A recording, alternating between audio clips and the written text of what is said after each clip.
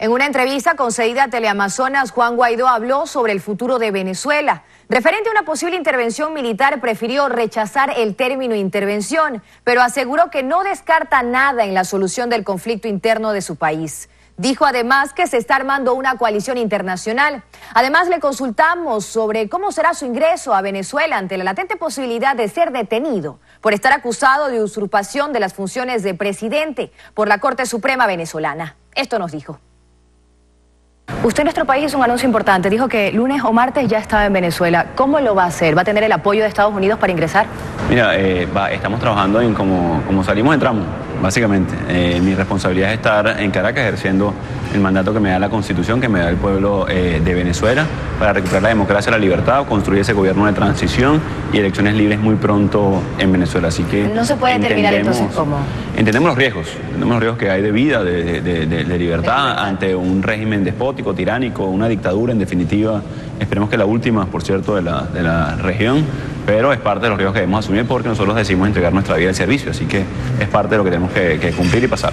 ¿Está dispuesto entonces a ir a prisión? Bueno, es que, de nuevo, el riesgo de hacer política en Venezuela, el riesgo de la disidencia, de los líderes sindicales, de los estudiantes, es la vida y la prisión. O sea, eso no nos ha detenido y debe entender también el régimen de Maduro, y lo debe ver así la región, que no ha sido la persecución, que no ha sido el asesinato político, que no ha sido el exilio, que no ha sido la tortura que nos ha detenido. Por el contrario, estamos mucho más fuertes que nunca y vamos a seguir avanzando. ¿Por qué usted ha encabezado esta gira internacional, tomando en cuenta que es determinante lo que está ocurriendo en el interior de Venezuela? ¿No era más prudente quedarse en su país o definitivamente necesitaba demostrar ese apoyo internacional? Bueno, varios elementos. Hay 4 millones de venezolanos en el exterior. También había que atender a esos venezolanos en el exilio. Lo segundo es el respaldo y la cooperación internacional precisamente para evaluar todas las opciones para el cese de la usurpación en Venezuela y permitir la estabilización de la ayuda humanitaria para contener la emergencia sanitaria en Venezuela, el flujo migratorio, también intentar incluso revertirlo. Sobre su relación con las Fuerzas Armadas, ¿es verdad? Usted ha dicho son más de 700 los que están con usted, pero no es menos cierto que son más de miles los que aún respaldan a Nicolás Maduro.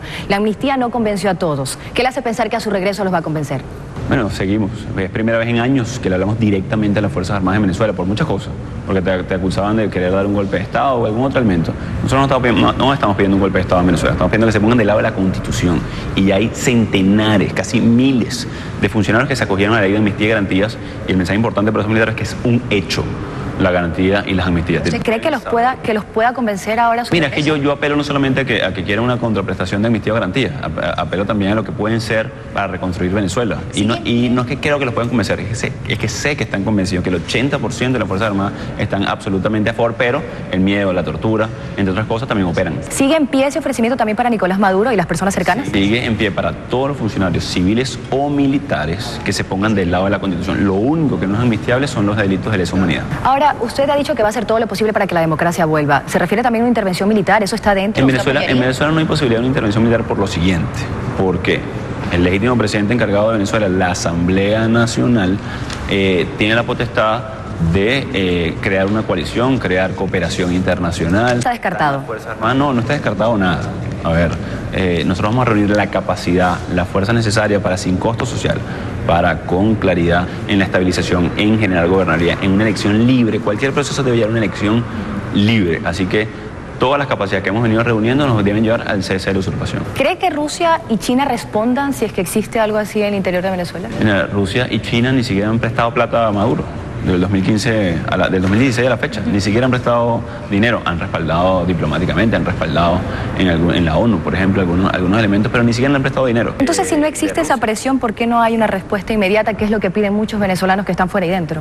Bueno, por lo obvio, por los intereses, porque no ha habido comunicación, no ha habido construcción de confianza. Esto es un proceso que ha tardado años, ¿no? Entonces, imagínate tú, si no nos conocíamos, ¿cómo nos entendemos? Claro. O sea, eso es natural incluso para los países. La ONU aún no lo reconoce usted como presidente. ¿Por qué cree que ese organismo todavía no logra ponerse de acuerdo? Hubo 2 resoluciones hace poco, no lograron un acuerdo. La ONU va a su ritmo. Creo que no es el mismo ritmo del hambre, no es el mismo ritmo de la pobreza. Va a su ritmo. De todas maneras, 9-3, es decir, la mayoría de la ONU está consciente de lo que pasa. Esperamos más también, debo decirlo. Esperamos mucho más en un momento tan crítico como el de Venezuela, pero bueno, entendemos los ritmos de la diplomacia, hay que revisar el futuro. No puede ser que hemos llegado al nivel que llegamos en Venezuela para que algunos organismos actúen. Eso habla de la lentitud de esos organismos que hay que revisar a futuro. Este fue un extracto de la entrevista concedida por Juan Guaidó justo antes de partir de Ecuador. Tenemos una segunda parte en nuestras próximas emisiones. Esté pendiente.